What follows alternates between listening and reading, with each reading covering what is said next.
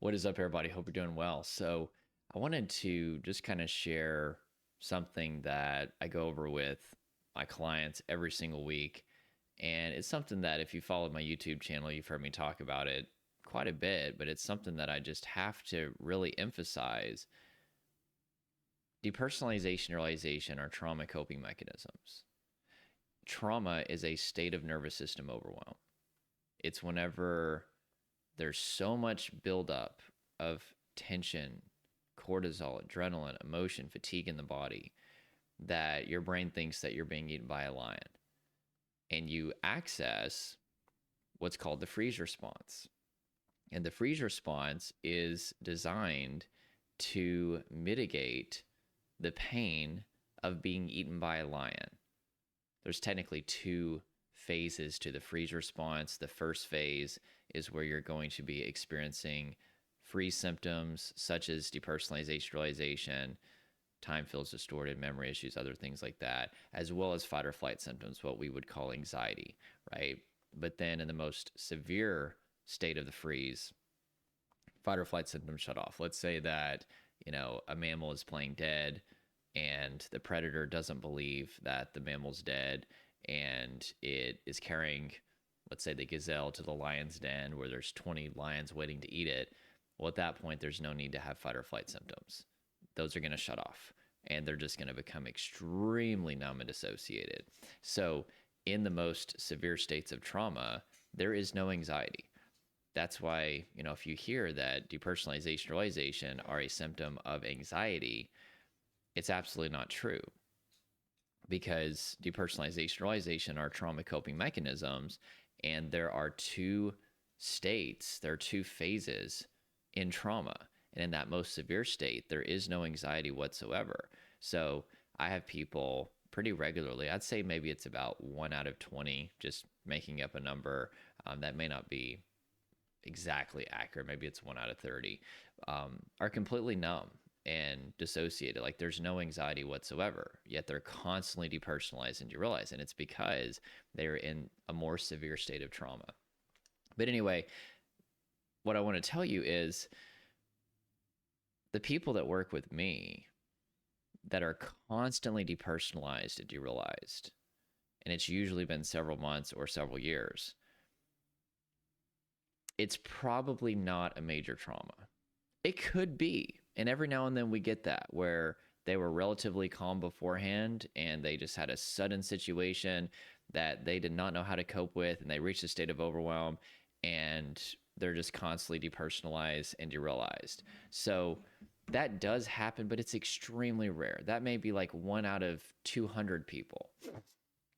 Most of the people that work with us, it's complex trauma. And complex trauma is whenever you've got a history of stress and adversity. I always tell people, it's kind of like, a cup of water that just fills up, fills up, fills up. And then there's usually some sort of kind of straw that breaks the camel's back or the drop of water that causes the cup to overflow. And then you hit that overwhelm point. But it wasn't that escalating event that caused you to reach that state of overwhelm, because you were already carrying around a ton of tension, adrenaline, emotion in the body.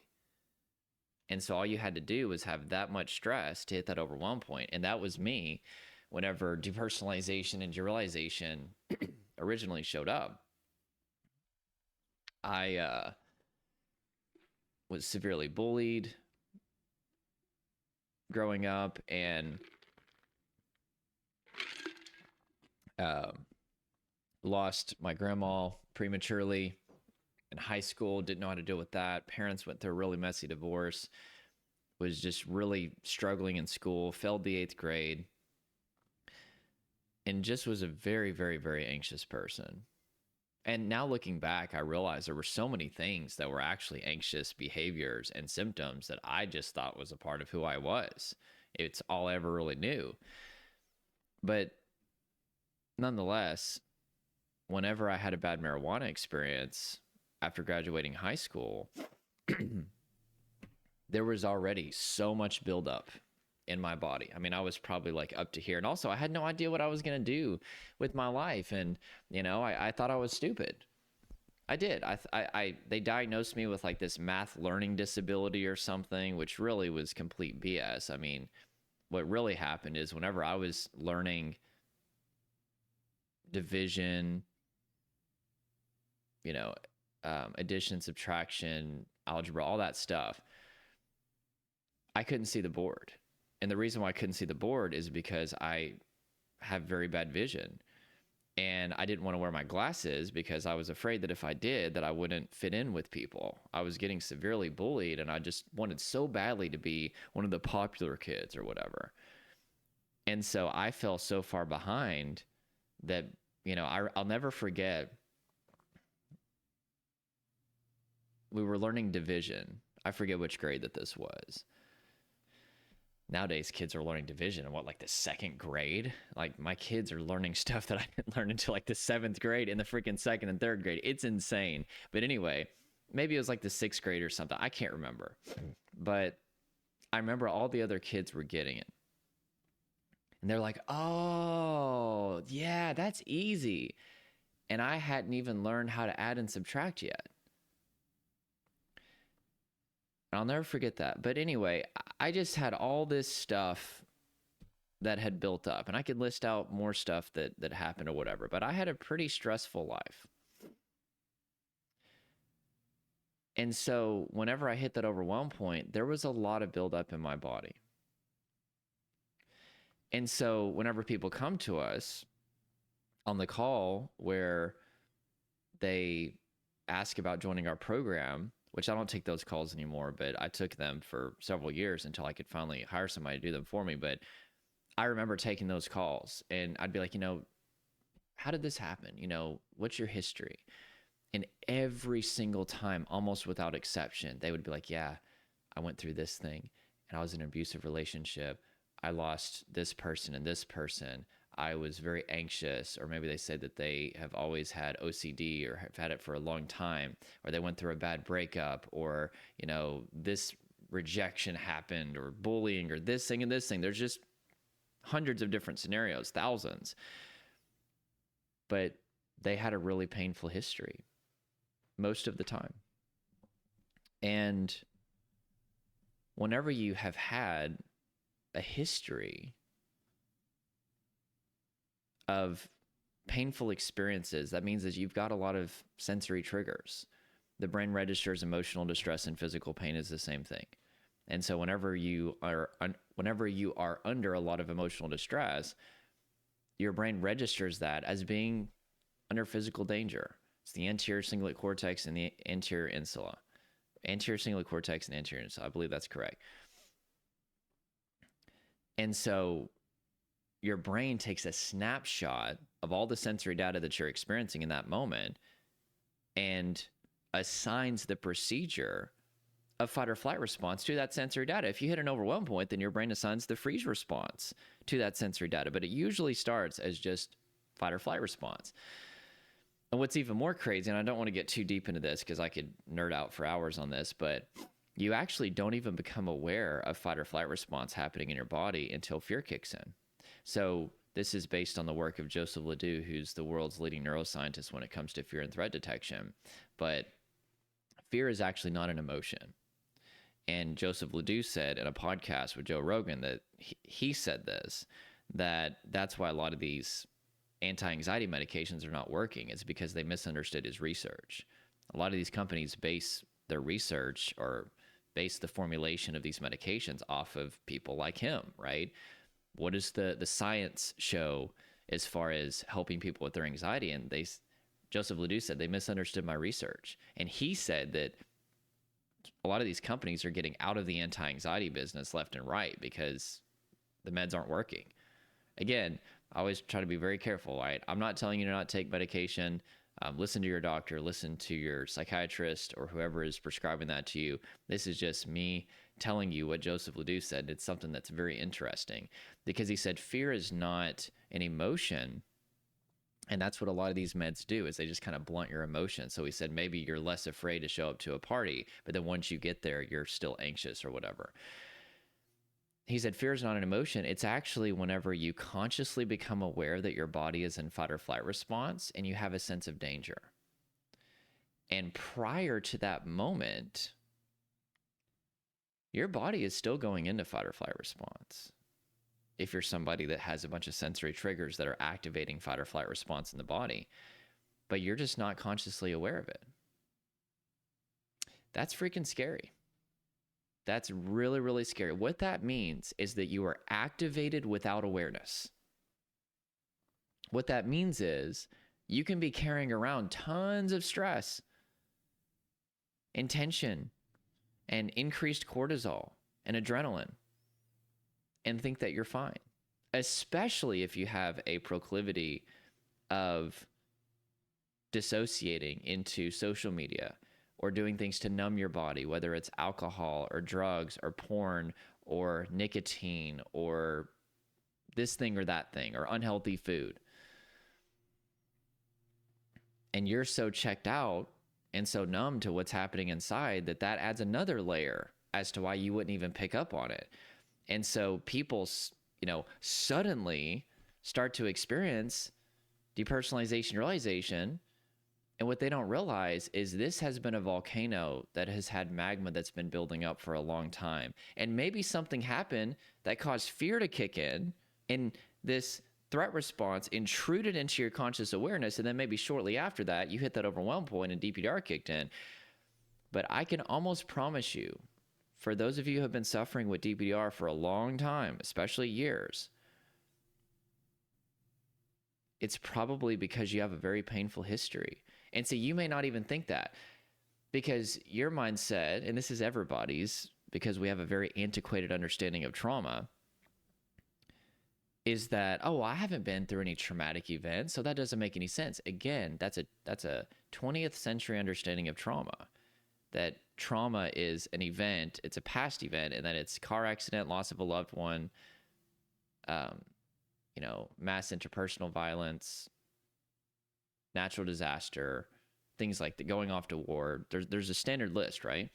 Not saying that for a lot of people, those things are traumatizing, but even statistically, like look at the statistics on how many people go to war and come back in a trauma state. I haven't looked at the stats in a long time, but it's definitely not everybody. There's a lot of people that go off to war that don't come back in a trauma state. There's a lot of people that get into a car accident that don't walk away in a trauma state. There's a lot of people that go through a hurricane or a tornado and they don't walk away in a trauma state. So what does that tell us? That tells us that it's not the event itself that's causing the state of overwhelm, right? It's the person's reaction/response to those situations, right? But nonetheless, people hear me say that depersonalization, realization are trauma coping mechanisms, and then what they immediately do, and I've been seeing this for the last 6 years, and I get why they do it. They look back in their history and they're like, wait a second, natural disaster? No, I haven't been in any car accidents, I haven't gone to war, haven't really lost any loved ones in a long time, or maybe I did, but it just didn't really, no, sorry, this must be a different kind of depersonalization, realization. But once you understand that trauma is a state of nervous system overwhelm, you start to understand that you may be in a state of overwhelm not due to a singular situation, but due to a history of chronic stress and adversity. Especially once you understand complex trauma, right? You got to get out of the mindset that it was this single thing that caused everything. I thought the marijuana experience is what caused my symptoms. For years and years, I would sit there and like, my friends laced the weed. They had to have laced it with opiates or something. But then it didn't make any sense, because I was like, wait a second, my friends didn't have the same reaction that I did to the marijuana. And I was like, oh, well, maybe they just pretended to smoke it, right? And it just didn't make any sense. And I remember whenever I first heard that depersonalization were trauma coping mechanisms, I was like, I had this 20th century understanding of trauma, and I was like, wait a second, that doesn't make any sense. Because I thought trauma was something that happened back then, and not something that's happening right now. Trauma is not a past event. It is a present perception of threat where there is no threat, and your body preparing to address that threat in the form of fight, flight, freeze, or just the freeze, depending on which state of trauma you're in the body. It's about the here and now. The past is gone. That's history. Trauma is about what's left over from those painful past experiences. What's happening right now in the present moment. And what's happening right now in the present moment is your body is preparing as if you're about to be eaten by a lion. And you're in a threat response when there is no threat. And so recovery looks like conveying safety. I have worked with thousands of trauma sufferers over the last 6 years. I was a trauma sufferer myself. And what I have learned is that the way to get people out of a trauma state is to first understand what is actually going on, that they are in a threat response inappropriately, and then doing the opposite of that, which is doing things that convey safety. There's something called neuroception. It's our brain's ability to perceive safety. And whenever you've got all these sensory triggers that are constantly conveying threat, neuroception shuts off. And whenever your brain's perceiving threat, your body is going to go into a threat response. In order for us to get neuroception to turn back on, we need to do things that convey safety. And that is what I do. That is what I've been doing for the last 6 years with people, is I teach them how to self-regulate, which is going to allow them to convey safety to their own body. I teach them interoception, the experience of the embodied self, getting back into their body, making their body their safe place again. I teach them how to release all the tension, adrenaline, and emotion. We set up some boundaries in their life to make sure that they're not overworking themselves, that they're mitigating stress and fatigue. But the most important thing that I do is I give them something called co-regulation. I can show you multiple major studies that have been done that show that co-regulation is 45% of healing trauma. That's why I don't sell courses anymore. I used to sell courses, and I'm not saying that a lot of people were not helped by them. Tremendously helped. But the vast majority of people didn't even finish the course, which is typical for courses. I think industry standard is courses have like less than a 1% completion rate or something like that. Mine had actually much higher completion rate, but it still was very, very low. And once I started to really dig into this research and also just I saw the power of co-regulation, I was like, I've got to make a shift. You know, people like this fly. The fly's been asking me, people ask me like, hey, why don't you sell your course anymore? Why do you require coaching? Because the vast majority of people need co-regulation. What is co-regulation? It's two things: hope and therapeutic relationship. Hope, also called positive expectancy, if you want to get into the official term that are on all these studies. It's my ability to be there for you during the ups and downs of recovery. And whenever your brain is telling you that you're hopeless and that you're the exception, because I've been where you're at, I'm able to stand in that gap and say, absolutely not. There is nothing but hope for you. You are going to get out of this. And that is a big part of what I do. And I also build a relationship with people. I share what I've gone through. Oh yeah, I remember going through that. And I'm able to describe it in a way that people know it's not some BS made up thing. They know that I've been through it. That's the number one thing that I hear from people is they're like, I could tell that, like, even on your YouTube videos or whatever, that you actually went through it. And I carry traumatized people on my back every single day. And it is very, very difficult. But what I have found is once you teach people how to self-regulate, how to convey safety through self-regulation, and you give them proper co-regulation,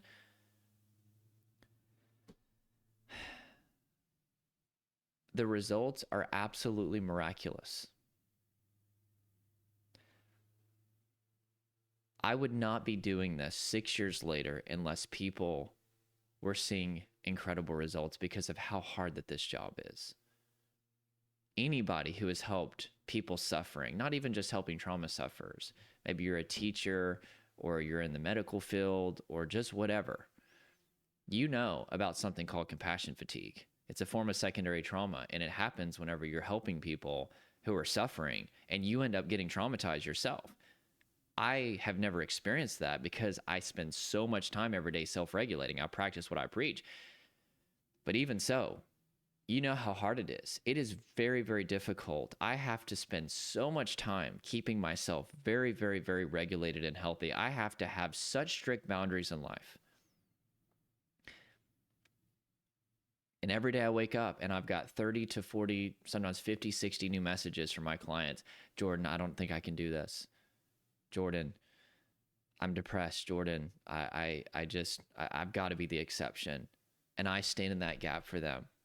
But then I also wake up to messages of people who are a little bit further along saying it's every day sometimes, not always. Jordan, I just got a glimmer of feeling normal. I just got a message yesterday. I just went a whole day without derealization.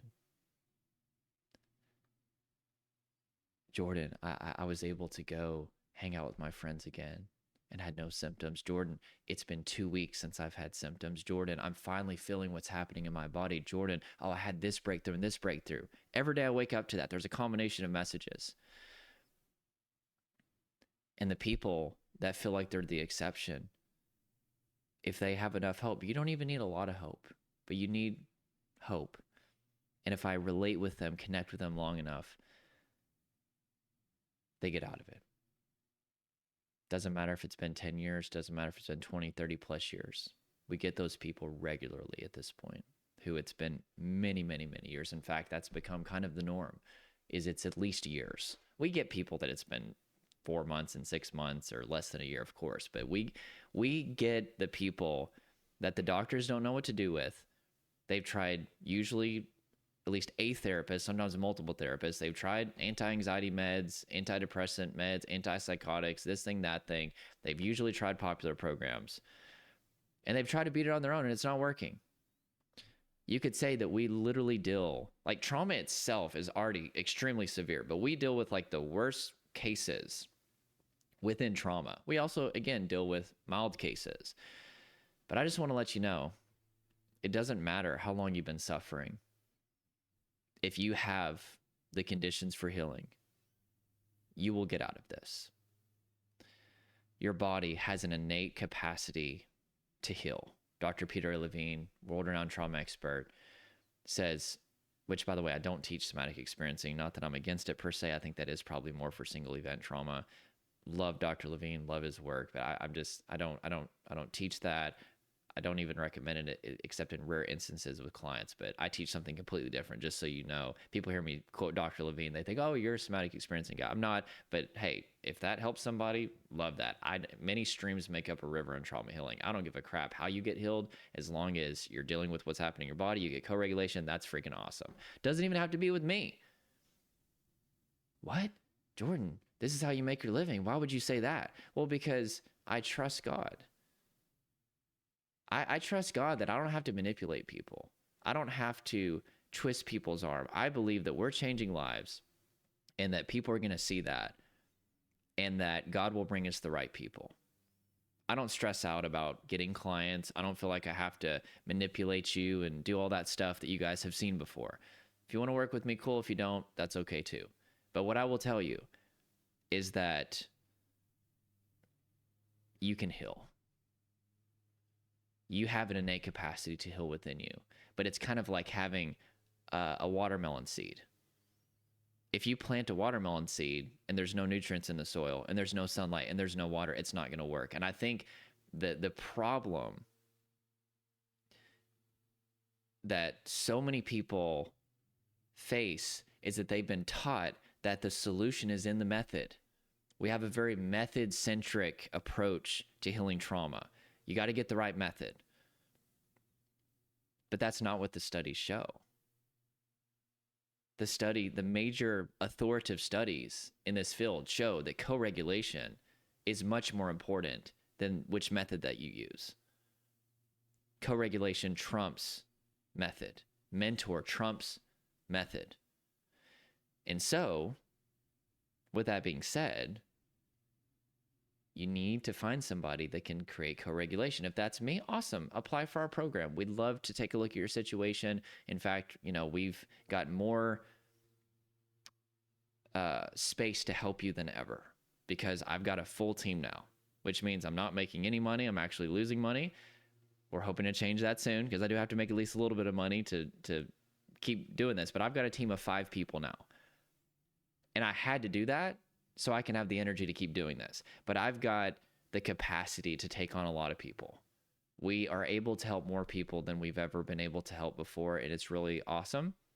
And if you want to apply, we can help you with the co-regulation part of this. And we can also teach you how to self-regulate. We can give you the right scientific education, which is actually also a big part of recovery. And we can be there for you through the ups and downs. So anyway, that's pretty much it.